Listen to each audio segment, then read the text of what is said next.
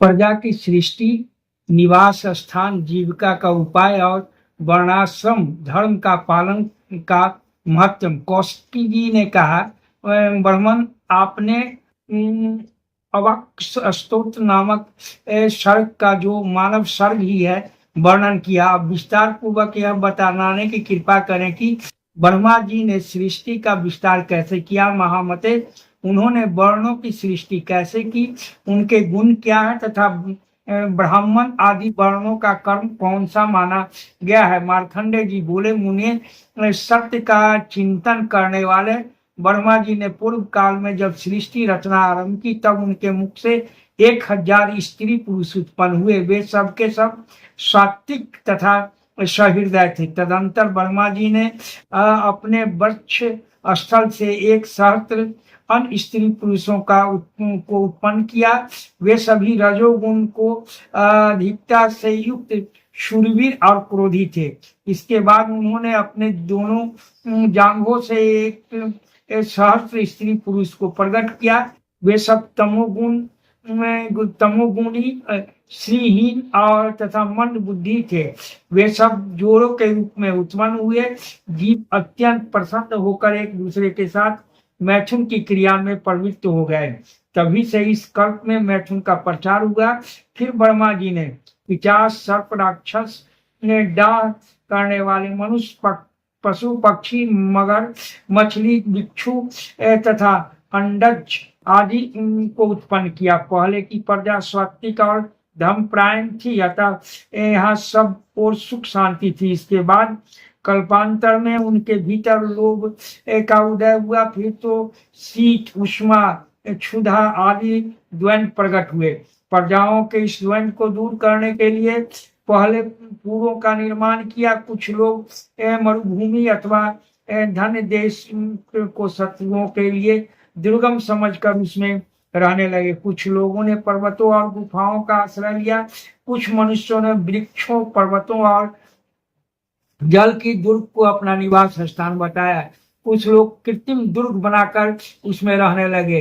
उन्होंने वस्तु की लंबाई चौड़ाई मापने के लिए अंगुलियों से नाप कर पहले कुछ माप तैयार किया। उनका पैमाना इस प्रकार बना। सबसे सूक्ष्म वस्तु है परमाणु। उससे बड़ा त्रिश रेणु होता है जो पृथ्वी की धूलि का एक कण है। उससे उत्तर बड़े परमाणु है। बलाग्र, लिछा, थूका और एरोथोडर एक दूसरे की अपेक्षा 8 गुना बड़े हैं। 8 यब का एक अंगुल, 6 अंगुल का एक पद, 2 पद का एक बित्ता और 2 बित्ते का एक हाथ होता है। 4 हाथ का एक धनुदंड होता है। इसी को नारिका युग भी कहते हैं, जो 2000 धनुष की एक गवयुति और 4 गवयुति का एक योजन होता है। तदंतर प्रजा वर्ग ने अपने रहने के लिए पूर्व खेत, द्रोणी, मुख, शखा, नगर, खवट इसी आदि का निर्माण किया। उस सब में ग्राम, गौशाला आदि की व्यवस्था करके वहां पृथक पृथक निवास स्थान बनवाए, जिनके चारों ऊंची 4 दीवारी हो, जो खाई से घिरा हो, जिसकी लंबाई 2 कोस और चौड़ाई उसका 8वां भाग हो, वह पुर कहलाता है। उसके पूर्व और उस उत्तर में जल प्रवाह का होना उत्तम माना गया है। वहां से बाहर निकलने के लिए शुद्ध बांस का पुल बना होना चाहिए, जिसकी लंबाई चौड़ाई पुल की अपेक्षा आधी हो, वह खेत कहलाता है। और जो पुल के चौड़ाई हिस्से के बराबर हो उसे खवट कहते हैं। जिसकी लंबाई चौड़ाई पुल के 8वें हिस्से के बराबर हो, यह द्रोणी मुख कहलाता है। जहाँ 4 दीवारी और खाई नहीं है उस पुल को खवट कहते हैं। जहाँ मंत्री, सामंत तथा भोग के बहुत से समान हो, वह शाखा नगर कहलाता है। जहाँ अधिकांश शूद्र हो अपनी समृद्धि से युक्त किसान रहते हैं, जो खेतों और उपभोग योग्य भूमि के बीच में बसा हो, उसका नाम गांव है। जहाँ किसी कार्य के लिए मनुष्य अन्न नगर आदि में आकर बसते हैं, उसको बस्ती कहते हैं। जहाँ अधिकांश दुष्टों का निवास हो, जहाँ के रहने वाले अपने पास खेत न होने पर भी दूसरों के भूमि पर अधिकार जमाते और भोगते हैं, वह गांव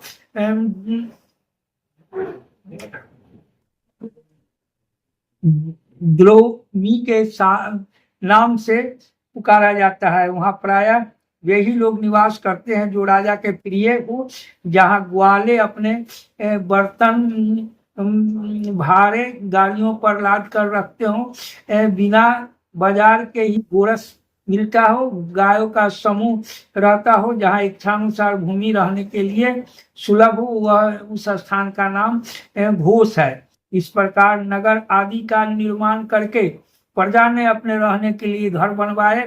वे घर इस उद्देश्य से बनाए गए थे कि वहां शीत उष्मा आदि द्वंद्वों से रक्षा हो सके।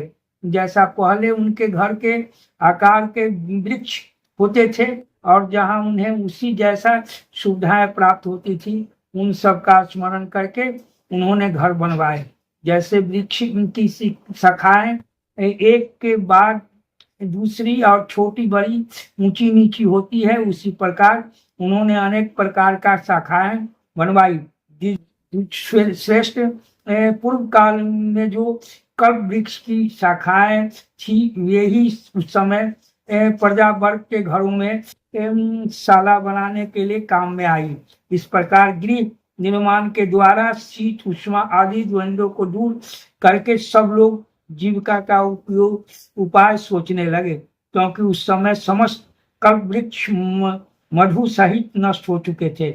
जब प्रजा भूख और प्यास से व्याकुल एवं शोक से आतुर हो उठी, तब त्रेता के आरंभ में उनके अभिष्ट की सिद्धि हुई। उनकी इच्छा के अनुसार वर्षा हुई और वह वर्षा का जल नीची भूमि में बढ़कर एकत्र होने लगा। उससे स्रोत पोखरे और नदियां बन गई। उस जल का पृथ्वी के साथ संयोग होने से बिना जोते बोए ही गभ्य एवं अर्णय सब मिलकर 14 प्रकार के अन्न पैदा हुए। वृक्षों और लताओं में ऋतु के अनुसार फूल और फल लगने लगे। त्रेता युग में पहल अन्न का प्रादुर्भाव हुआ। उसी से उस युग में सब प्रजा का जीवन निर्वाह होने लगा। फिर अकस्मात सब लोगों के मन में राग और लोभ का प्रकट हुआ, जिससे वे एक दूसरे के प्रति ईर्ष्या रखने लगे और अपनी शक्ति के अनुसार नदी, खेत, पर्वत, वृक्ष और झाड़ियों पर अधिकार जमाने लगे। उनके इस दोष से सबके सामने देखते देखते सब अनाज नष्ट हो गए। पृथ्वी ने एक साथ ही सब औषधियों को अपना ग्रास बना लिया। अनाज के नष्ट होने से प्रजा भूख से व्याकुल होकर फिर इधर उधर भटकने लगे और अंत में ब्रह्मा जी के शरण में गए। ब्रह्मा जी ने भी प्रजा की सारा समाचार ठीक ठीक जानकर पृथ्वी को गाय के रूप में बांधा और मेरू पर्वत को बछड़ा बनाकर उसका दूध दूहा। ब्रह्मा जी ने दूध के रूप में सब प्रकार के अन्न दूह लिए थे। वे ही बीज रूप में प्रकट हुए और उनके गंभ और अरण्य सब प्रकार के अन्न पैदा हुए, जो फल के पक जाने पर काट लिए जाते हैं। धान, जौ, गेहूं, छोटे अन्न, तिल, कांगरी, ज्वार, कोदो, चीना, उड़द, मूंग, मसूर, मटर, कुल्थी, अरहर, चना और सन, ये 13 गंभ औषधि की जातियां हैं। यज्ञ के काम में आने वाले केवल 14 औषधियां हैं, जिनमें 7 गंभ और 7 अरण्य हैं।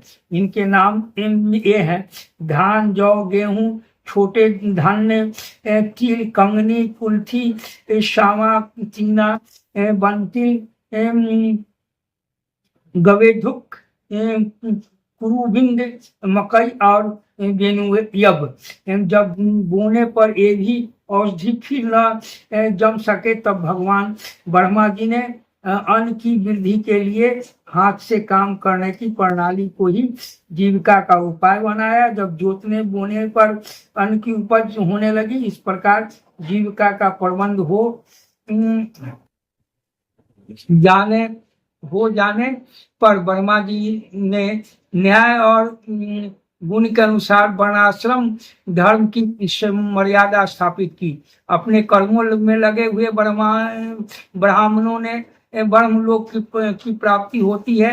युद्ध में पीठ न दिखाने वाले क्षत्रियों को इंद्र पद का प्राप्त होता है। स्वधर्म परायण वैश्यों को द्रोणों का लोक मिलता है। सेवा में संलग्न रहने वाले शूद्र गंधर्व लोक में जाते हैं। जो लोग गुरुकुल में रहकर ब्रह्मचर्य पालन पूर्वक वेद अध्ययन करते हैं, उन्हें 88,000 उद्धवरेता महर्षियों की प्राप्त होने वाले स्थान मिलता है। वनप्रस्थ धर्म की पालन करने वाले लोग सप्त ऋषियों के लोक में जाते हैं। गृहस्थ धर्म का विधिबद्ध पालन करने वालों को प्रजापत्य लोक की प्राप्ति होती है। सन्यासियों को ब्रह्म पद और योगियों को अमृत तत्व की उपलब्धि होती है। इस प्रकार भिन्न भिन्न वर्ण धर्म और आश्रम धर्मों का पालन करने वाले लोगों के लिए पृथक पृथक लोगों की कल्पना की जाती गई है।